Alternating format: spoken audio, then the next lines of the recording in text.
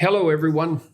I'm in Bucharest, Romania, about 2/3 of the way through the European leg of my Beyond Order tour, which seems to be going very nicely. I've spent some time over the last few weeks, it's June 16th, 2022, by the way, writing a couple of articles for the Telegraph, one of which I'm going to read to you today, called Butchers and Liars. We are sacrificing our children on the altar of a malicious far-left ideology. The medical profession is crumbling in response to radical transgender activists. There's good evidence that many ancient societies sacrificed children to their gods. Parents in ancient Phoenician colonies in Carthage, Sicily, Sardinia, and Malta slew their offspring prior to cremating them, hoping that the gods would hear their voices and bless them. We are rightly appalled by this, though sometimes I wonder whether we understand child sacrifice far more than we'd like to admit. I saw a video the other day featuring an American surgeon bragging that he had performed more than 3,000 double mastectomies on young women who had paid for gender reassignment. Individuals confused, one might say encouraged, by those who profit from it into believing that their adolescent emotional trials can be cured and happiness reign forever if they subject themselves to this brutal practice. And it is brutal. A process that often includes not only the aforementioned mastectomies, but other appalling surgical processes. Orchiectomy, that's castration in blunter language, the removal of the uterus, the demolition of the musculature of the forearm to make what is not a penis, but must be referred to as such. All of that. For someone purporting to be a physician, to perform this on children, to me at least, seems like something worthy of a prison sentence. Whatever happened to the doctrine expressed by the ancient language as primum non nocere, first, do no harm? The Hippocratic Oath has been replaced by a delusion, a belief that can be summarized as, by blocking the puberty of children and then surgically altering them, we are only restoring what is theirs by right. A child's feelings are the final arbiters of their reproductive destiny, and any attempt to contest their gender identity risks increasing their proclivity for suicide. Lies. Lies. Lies. Then, butchery. Changing standards. Psychologists, those in my own personal field of medicine, have also surrendered to this groupthink. The American Psychological Association's Task Force on Guidelines for Psychological Practice with Transgender and Gender Nonconforming People, TGNC, insist that psychologists and other professional counselors offer trans-affirmative care, starting with such niceties as displaying TGNC affirmative resources in waiting areas. Practitioners are also asked to examine how their language, e.g., use of incorrect pronouns and names, may reinforce the gender binary in overt or subtle and unintentional ways. These guidelines first read like a manual of indoctrination written by Marxist ideologues, and second, like a document designed to undermine and destroy the practice of therapy itself. But at an alarming rate, these guidelines have transformed themselves into punitive laws governing what a psychologist or counselor may say and think in relation to their clients. Let me make myself perfectly clear. Speaking as a professional, whether in America, Britain, or anywhere, it is not the place of a therapist to affirm or conversely to deny the identity of anyone whom they admit into their care.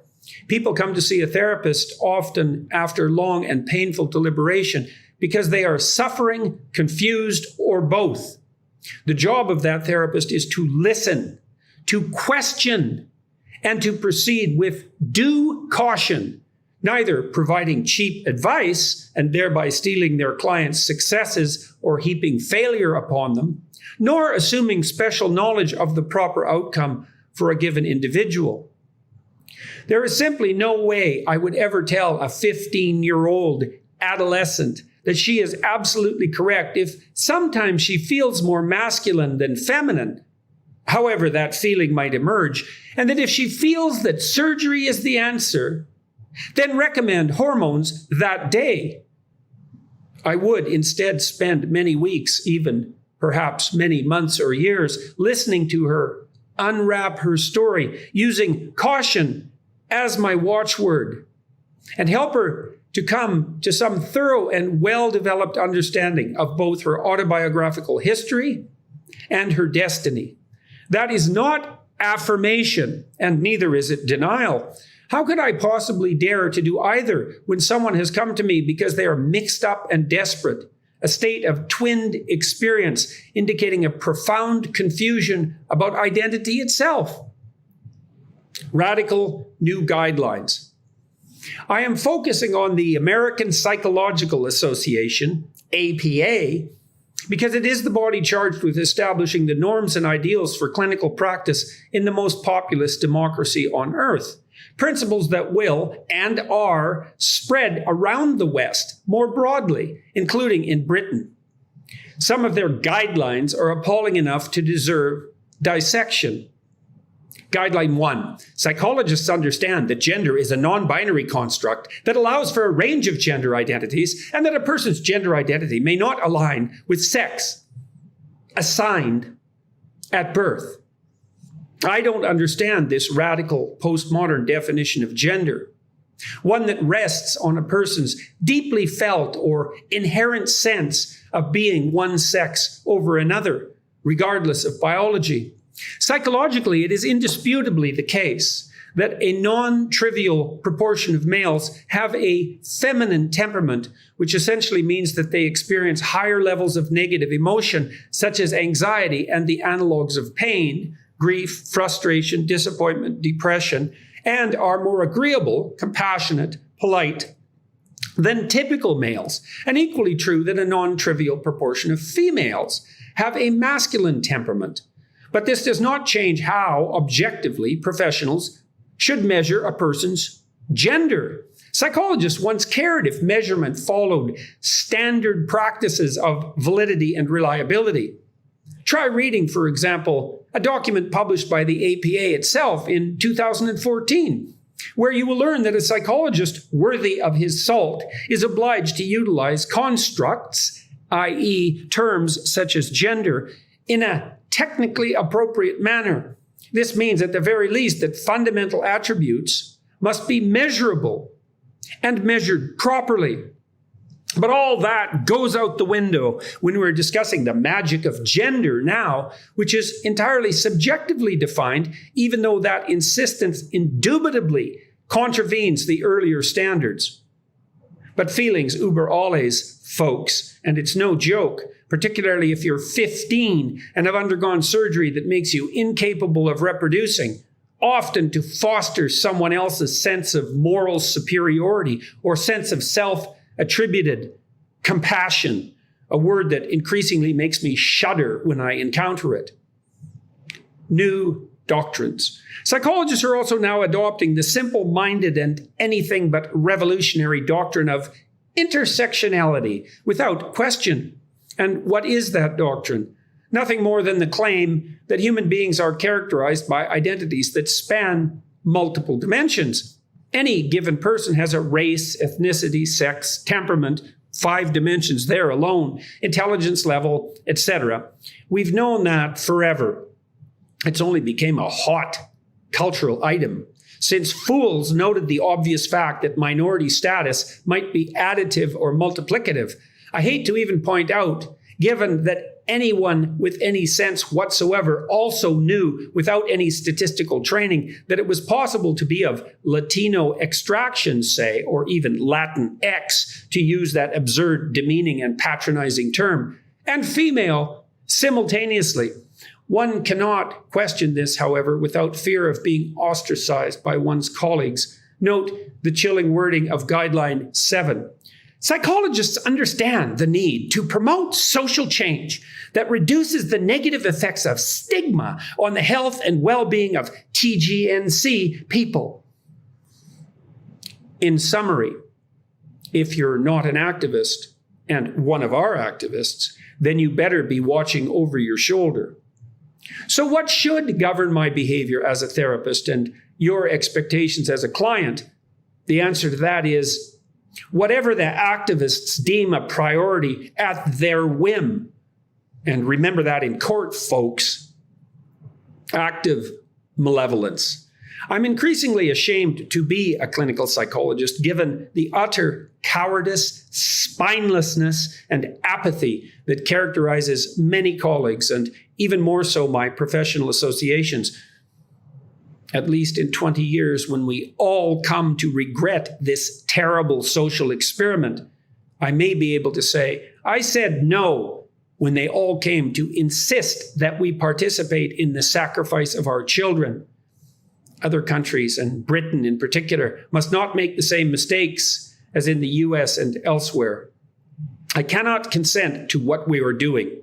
I cannot abide by what have become the doctrines of my discipline. I believe that the acts of the medical professional rushing to disfigure, sterilize, and harm young people with what are clearly ill-advised, dangerous, and experimental procedures cross the line from do no harm to outright harm. Only if we bury our heads in the sand will sterility, impaired or absent sexual function, complex reactions to poorly understood hormones, expense, and intermingled with all of that, misery and confusion continue for countless young people. We must address the threat posed to the integrity of the entire education system, as well as indoctrination into the same philosophy that spawned this surgical enterprise and the APA guidelines grows. It threatens general public trust that our peace and prosperity depends upon.